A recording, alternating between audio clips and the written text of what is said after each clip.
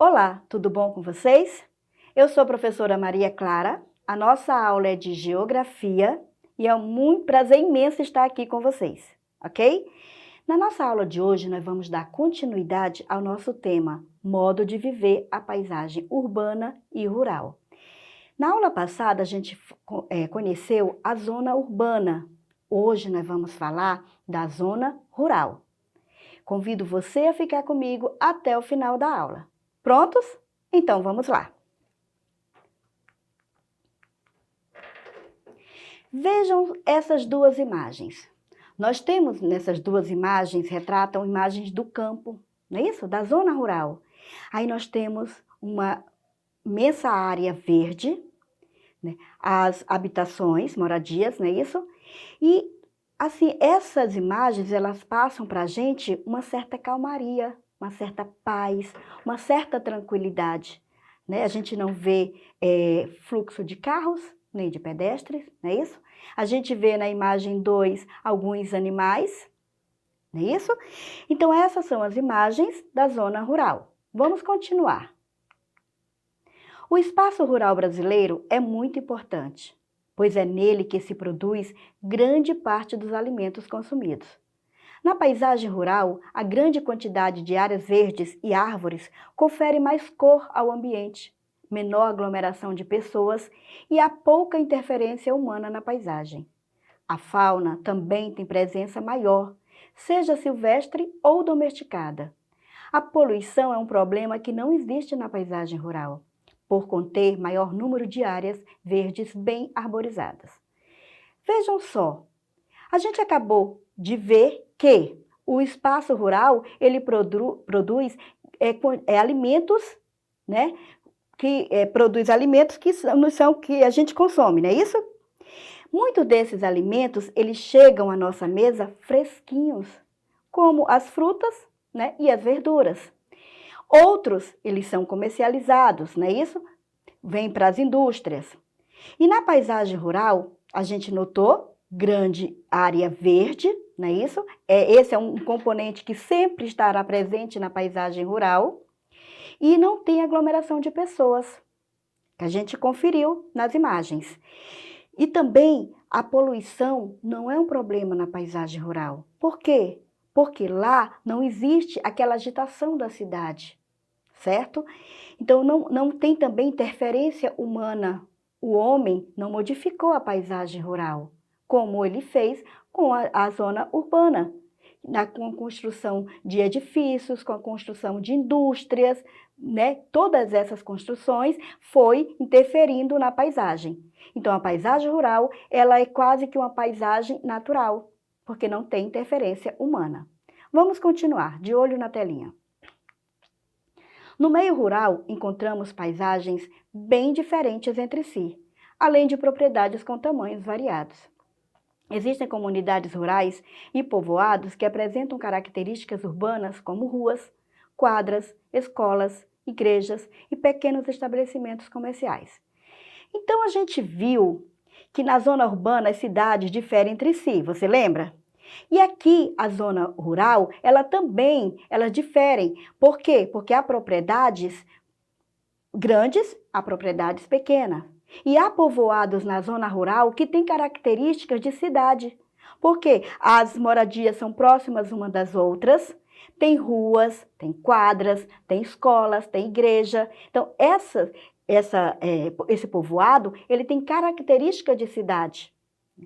Então, na zona rural, assim como a zona urbana, nós temos propriedades com tamanhos variados e que diferem uma das outras. E a vida no campo? Como será a vida no campo? Em geral, a população da área rural vive em moradias distantes uma das outras, trabalham em atividades como criação de animais, plantio e colheita de lavouras, que são influenciadas pela ocorrência e irregularidade das chuvas necessária para que as plantas se desenvolvam. Então vejam só, lá na zona rural, as pessoas, elas plantam e elas criam. Muitas para sua própria sobrevivência e outras para comercializar. A gente vê também que aqui, geralmente, as moradias na zona rural, elas são distantes uma das outras, assim como a gente viu naquela imagem que eu mostrei na aula passada. As moradias são diferentes, são distantes uma das outras, não é isso? É diferente da zona urbana, onde as casas são umas ao lado da outra, ok? Vamos continuar? E as atividades econômicas no campo? Quais são atividades? Que atividades são essas? A prática de atividades como agricultura, pecuária e extrativismo são as principais atividades econômicas da vida no campo. Então agora vamos falar da agricultura. Ela pode ser praticada em propriedade de diferentes tamanhos e com o cultivo de diversos tipos de produtos, entre eles a cana-de-açúcar.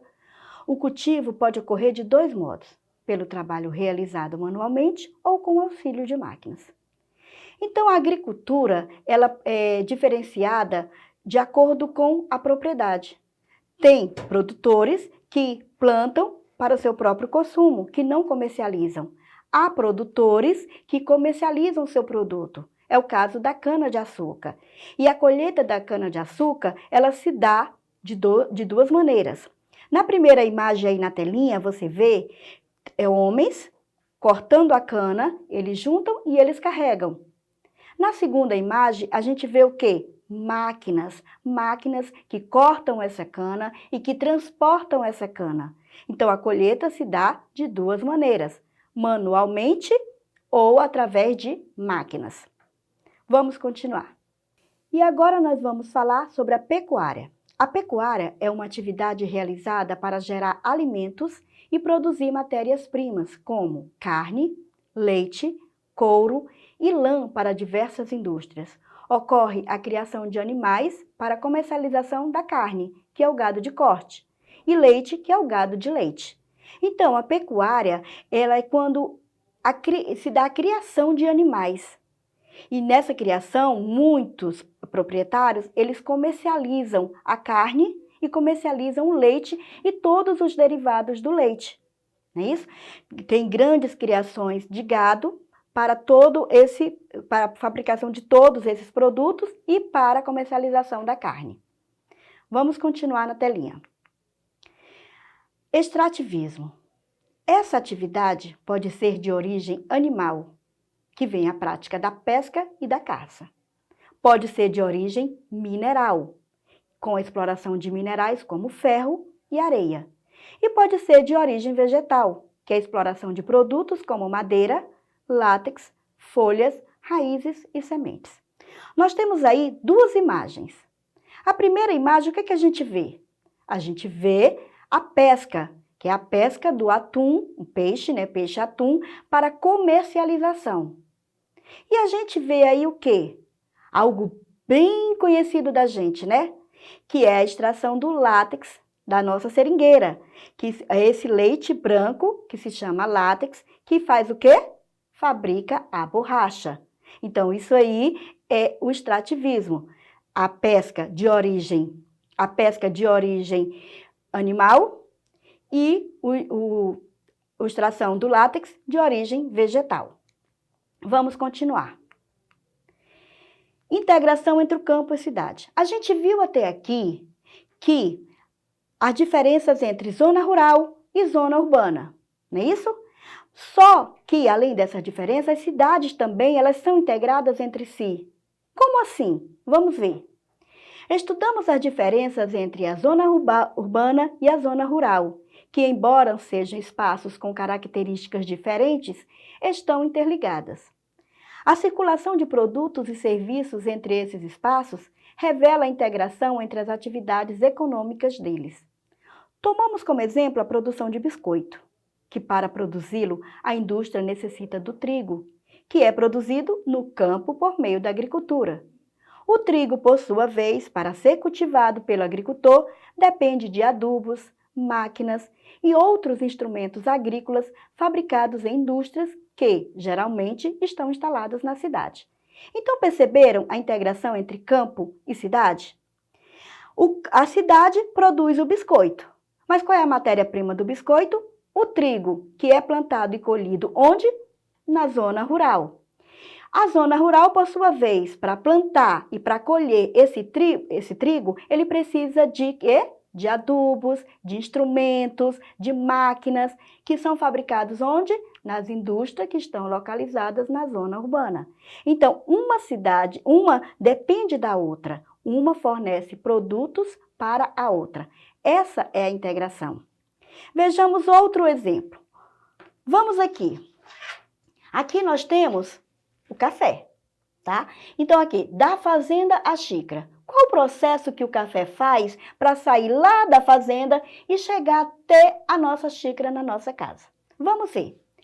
A zona rural, ela planta o café, ela colhe o café. Como é que é essa colheita? Pode ser de duas maneiras.